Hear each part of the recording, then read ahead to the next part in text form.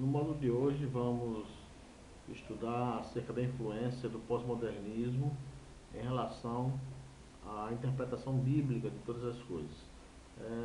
Sabemos que a cultura ocidental ela tem passado por muitas mudanças. Uma cosmovisão tem aparecido depois da outra. Mas a cosmovisão bíblica, isto é, a ideia de que o mundo é criação de um ser divino, de que o homem é a criação do ser divino, a criação de Deus, que todas as coisas foram criadas por Deus, no período da modernidade, ou seja, no início dos tempos modernos, vem sofrendo grande impacto, grande perseguição e em algumas áreas até, em algumas regiões, essa ideia ou essa cosmovisão bíblica tem desaparecido.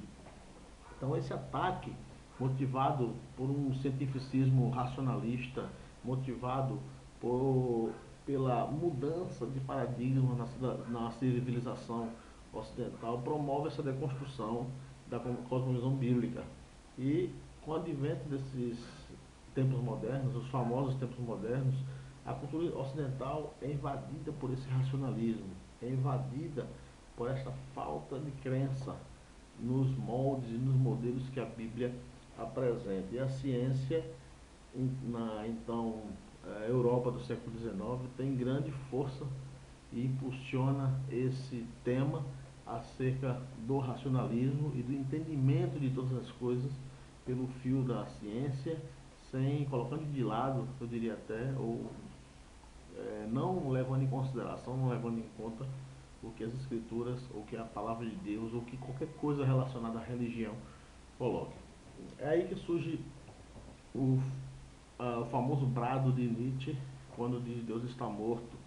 E essa frase é uma frase que até hoje brada entre os ateus nihilistas. O brado de Nietzsche pela morte de Deus afirma a posição própria dessa nova cultura. Afirma que essa cultura não precisa de Deus, que o homem não precisa mais de Deus. A frase de Nietzsche, Deus está morto, nega a Deus porque afirma que ele é inimigo da vida, que ele, na verdade, é um contrassenso em crer-se no Deus que, pregando-se que esse Deus é todo poderoso, deixa o mundo caótico da forma que está. Então Nietzsche afirma, Deus está morto. O ato de recusa a Deus promulga a emancipação da vontade humana na história, ou seja, a autonomia do homem na história. O super-homem moderno, um novo personagem que aparece, um super-homem que pode resolver todas as coisas, o homem como autor de suas decisões, de suas vontades, não dependendo nada mais, a partir de então, de um Deus sobrenatural. Tudo depende dele e depende da sua razão. Então, essa emancipação da vontade humana na história, a partir desse período, traz uma série de características, sobretudo perseguição ao modelo de fé bíblico, ao modelo e aos padrões pregados até então pela religião cristã, onde Deus é o centro, o criador e o provedor de todas as coisas. Então, é assim que no século XIX se desenvolve toda uma doutrina que elimina qualquer espiritualismo ou qualquer necessidade de buscar resposta nos seres espirituais, resposta em algo que não seja material, ou seja, no transcendente. As respostas que a humanidade moderna precisava estava sendo fornecida pela razão, pelo racionalismo, pela ciência.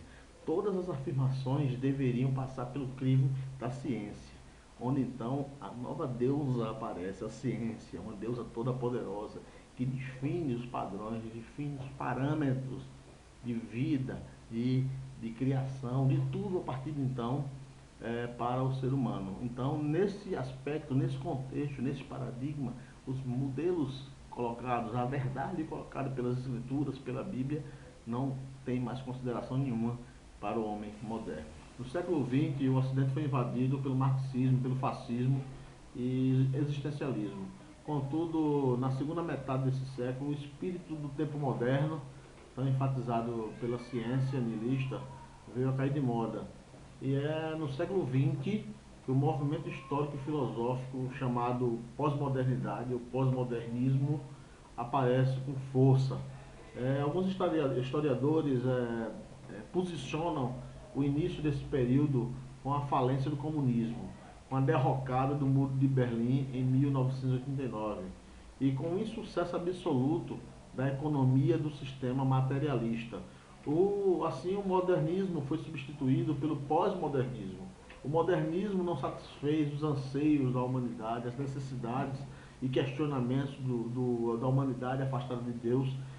Houve a queda substancial nos padrões morais anteriormente construídos e uma necessidade de haver uma verdade objetiva.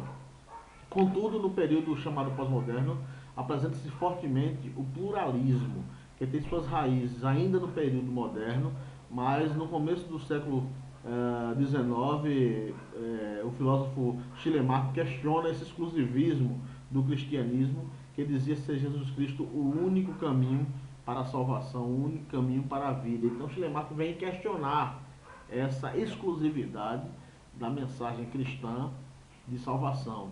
É aí que o problema da diversidade religiosa, o pluralismo religioso, é levantado nesse período. Então o cristianismo começa a ser questionado como uma única solução para os problemas humanos, como uma única solução, ou como o único modelo religioso que levaria a uma condição de uma salvação efetiva. Então esse questionamento feito por Schleiermacher argumenta que Deus ele está disponível, ou seja, Deus está salvificamente disponível em algum grau em qualquer religião, em qualquer ambiente religioso, em qualquer modelo de religião.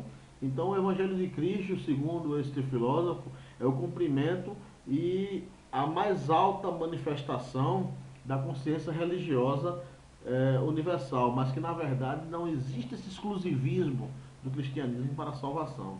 Então, o cristianismo do liberalismo teológico do século passado começa a sustentar que o Deus do cristianismo não pertencia somente ao cristianismo, mas pertencia a todas as culturas religiosas do mundo. E Jesus Cristo é o exemplo máximo. O cristianismo do liberalismo teológico do século passado começa a sustentar que o Deus do cristianismo não é exclusivo do cristianismo. Que Deus, na verdade, ele pertence a todas as religiões e a todos os movimentos religiosos do mundo. Jesus Cristo era o exemplo máximo desse Deus imanente, mas não era a única forma de expressão desse Deus. Mais tarde, já no final do século XIX, o cristianismo liberal começou a questionar Jesus Cristo como um cumprimento da religião, ou a expressão máxima de um Deus imanente. A doutrina pós-moderna, relativista e pluralista vem afirmar que o cristianismo possui uma verdade e poder espiritual, e até eles argumentam uma manifestação da vida divina em si mesma. Entretanto, esse julgamento tem validade somente para os cristãos. As outras civilizações também possuem seu próprio modelo de salvação, seu próprio acesso à salvação, à vida divina, independentemente do cristianismo. É aí que surge o rompimento de que Cristo é o único e suficiente Salvador da humanidade. O pós-modernismo tem pregado a possibilidade de salvação por Cristo, de salvação sem derramamento de sangue, de salvação sem sacrifício. A pregação bíblica não tem mais validade nesse modelo pós-moderno. Que ainda está manchada de sangue.